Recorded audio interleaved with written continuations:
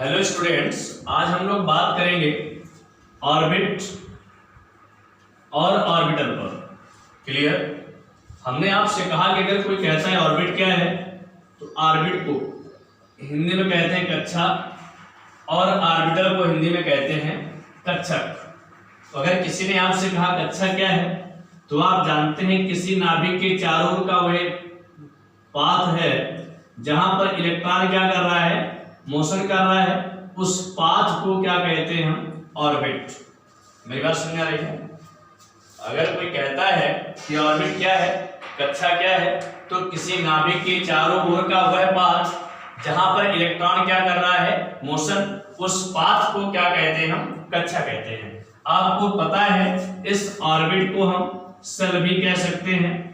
Cell का means होता है कोश, या एनर्जी लेवल भी कह सकते हैं, ऊर्जा स्तर भी कह सकते हैं। मेरी बात समझ आ रही है?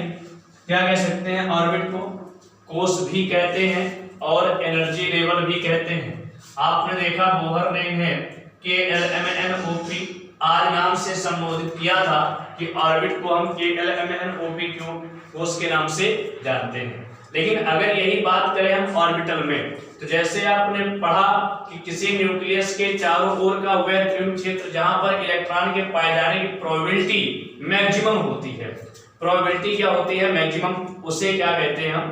कक्षक। तो यहाँ पर एक ध्यान दें, जैसे हमने माना कि न्यूक्लियस हुआ और एक न्यूक्लियस के अराउंड में इलेक्ट्रॉन क्या कर रहा है? मोशन कर रहा है, राइट है। तो अब ये मोशन कर रहा तो ये इसका एक स्पेस हमने मान लिया कि इस जगह पर इलेक्ट्रॉन के पाए जाने की प्रोबेबिलिटी क्या है? ज्यादा है। अगर हम इसको एक एग्जांपल से समझना चाहें तो सपोज दैट इस बिल्डिंग को हम थोड़ी देर के लिए ऑर्बिट मान लें। जिस अब इस बिल्डिंग में मान लीजिए 5 कमरे हैं, तो 5 वो क्या हो गए? ऑर्बिटल हो गए। और इन 5 रूम में हम 2 व्यक्तियों को रहने के लिए दे दें, तो अगर हम ये पूछें कि जो व्यक्ति हैं उनको इलेक्ट्रॉन थोड़ी देर के लिए मान लें, ठीक है ना, तो यहाँ पर जिस प्रकार उन व्यक्ति के पाए जाने की प्रोबेबिलिटी क्या है? मैक्सिमम, 5 रूम में कहीं भी हो सकते हैं। वही कंडीशन यहाँ है कि अगर इलेक्ट्रॉन यहाँ पर क्या कर रहा है? मोशन कर रहा है, तो कहीं ना कहीं तो ऑर्बिट में होगा। आपने पढ़ा कि हाइजेनबर्ग ने ये बात कही कि जो इनका स्थिति है, जो पोजीशन अनसर्टेन है, मतलब अनिश्चित है, निश्चित नहीं है, तो कहीं ना कहीं पर तो होंगे। तो जहां पर होंगे वही क्या कहलाए? ऑर्बिटल कहलाए। क्या कहलाए? ऑर्बिटल। अब कंडीशन क्या है कि जो ऑर्बिटल है यहाँ पर मैक्सिमम कितने इलेक्ट्रॉन रह सकते हैं? 2 रह सकते हैं, जबकि इसमें 2 से ज्यादा रह सकते हैं। किसमें? ऑर्बिट में 2 से क्या रह सकते हैं? ज्यादा। 2 भी रह सकते हैं, 8 भी रह सकते हैं, 18 भी रह सकते हैं, 32 भी रह सकते हैं। मतलब इनके इलेक्ट्रॉन 2 से क्या हो सकते हैं? ऑर्बिट में ज्यादा। जबकि ऑर्बिटल में मैक्सिमम कितने इलेक्ट्रॉन होते हैं? 2 इलेक्ट्रॉन होते हैं। मेरी बात समझ आ रही है? यहाँ तक किसी कोई दिक्कत? तो अगर कोई कहता है ऑर्बिटल क्या है, तो नाभिक के चारों ओर की वह त्रिज्यीय क्षेत्र होता है जहां पर इलेक्ट्रॉन के पाए जाने की प्रोबेबिलिटी क्या होती है? ज्यादा होती है। बात समझ आ रही है? कोई प्रॉब्लम? ठीक, देखिए इसके आगे अब हम लोग अगर बात करते हैं टाइप्स ऑफ ऑर्बिटल की, तो बेटे जो ऑर्बिटल होते हैं ये आपके 4 प्रकार के होते हैं, S, P, D और F। बात समझ आ रही है? कौन कौन से होते हैं? S, P, D और क्या होते हैं आपके? S। S जो होता है इसका शेप कैसा होता है? स्फेरिकल। P का कैसा होता है? Dumbbell shape. D का शेप कैसा होता है? Double dumbbell shape. और F की ज्योमेट्री कैसी होती है? जटिल होती है। तो देखिए अब अगर हम लोग S पे बात करें, किस पर बात करें? S पर। तो देखिए आप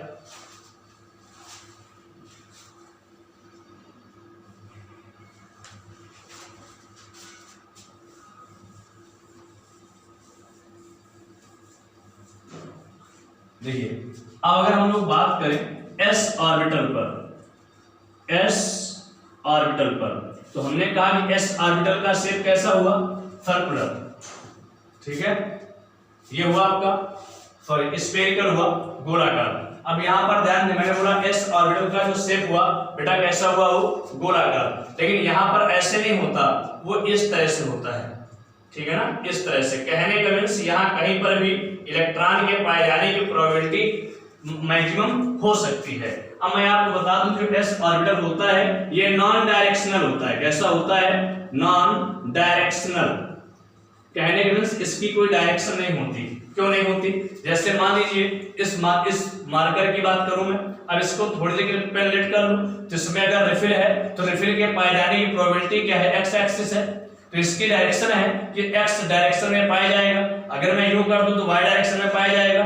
लेकिन यहाँ पर एक ऐसा है, स्फेरिकल है, गोलाकार है, तो यहाँ पर प्रोबेबिलिटी किसी डायरेक्शन में नहीं है, वो यहाँ कहीं पर भी हो सकता है, यहाँ भी हो सकती है, यहाँ भी हो सकती है, यहाँ भी हो सकती है, यहाँ भी हो सकती है।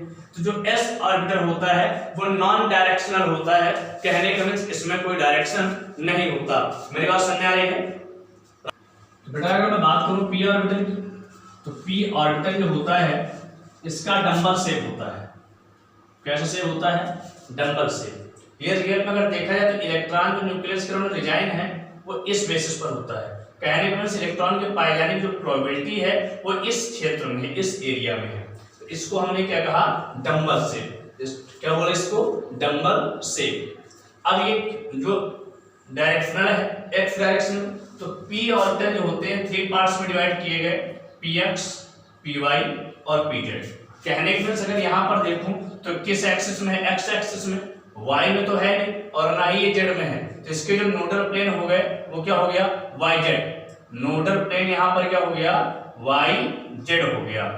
ध्यान दें, मतलब जहां पर इलेक्ट्रॉन नहीं है वही नोडल प्लेन है, तो एक्स में है तो वाई और जेड में नहीं है, तो नोडल प्लेन यहाँ पर क्या हो गया? वाई और जेड। अगर मैं यहाँ पर वाई डायरेक्शनल की बात करूं, ये बात करूं वाई की, ठीक है ना, तो यहाँ पर ना एक्स में है और ना जेड में, तो पी वाई में इसमें नोडल प्लेन क्या हो जाएगा? एक्स और जेड। बात समझ आ रही है? अगर मैं जेड डायरेक्शन की बात करूं, कहने का मीन्स अगर मैं इस जेड डायरेक्शन की बात करूं तो जो नोडल प्लेन होगा क्या हो जाएगा? एक्स और वाई, तो एक्स वाई एक्सिस हो जाएगी। तो यहाँ पर अगर मैं पी एक्स में, कहने का मीन्स अगर मैं पी एक्स डायरेक्शन पे बात करूं तो नोडल प्लेन क्या होगा? Y Z axis. अगर मैं पी वाई में बात करूं तो नोडल प्लेन क्या होगा? X Z. अगर मैं पी जेड में बात करूं तो नोडल प्लेन क्या होगा? X Y axis. कहने का मीन्स जो हमारे पास पी ऑर्बिटल होते हैं उनमें चाहे पी एक्स हो, चाहे पी वाई हो, चाहे पी जेड हो, सभी के पास एक एक नोडल प्लेन होता है। अब मैं अगर बात कर रहा हूँ डी ऑर्बिटल की, तो डी ऑर्बिटल को कहते हैं हम जो डी ऑर्बिटल होता है डबल डंबल शेप होता है। यहाँ पर देख रहे हैं आप डबल डंबल शेप है। यहाँ पर अगर मैं देखूं तो एंगल कितना डिग्री का बन रहा है आपका? 45 डिग्री का। बात समझ आ रही है? अब यहाँ पर किसके एक्सिस में है? देख रहे हैं आप डी एक्स वाई में बना हुआ है, तो जो नोडल प्लेन होंगे क्या क्या हो जाएंगे? वाई जेड हो जाएगा, वाई जेड एक्सिस और जेड एक्स एक्सिस, दो एक्सिस हो जाएंगे नोडल प्लेन। कितने हो जाएंगे?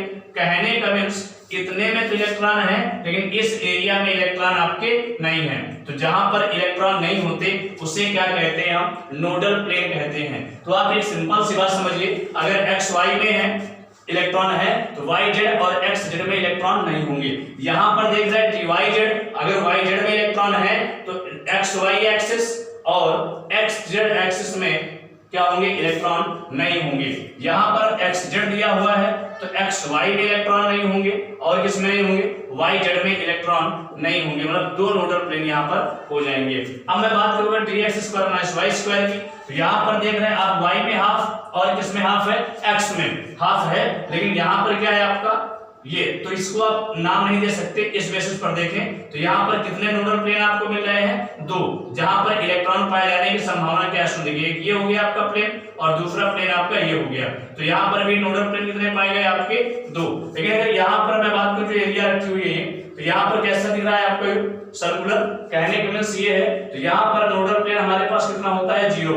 नोडल प्लेन डी स्क्वायर में कितने होते हैं? 0।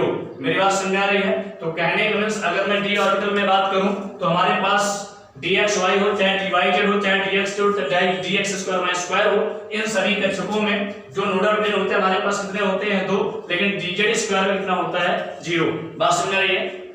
अगला लेक्चर हम लोग अगले पीरियड में पढ़ेंगे।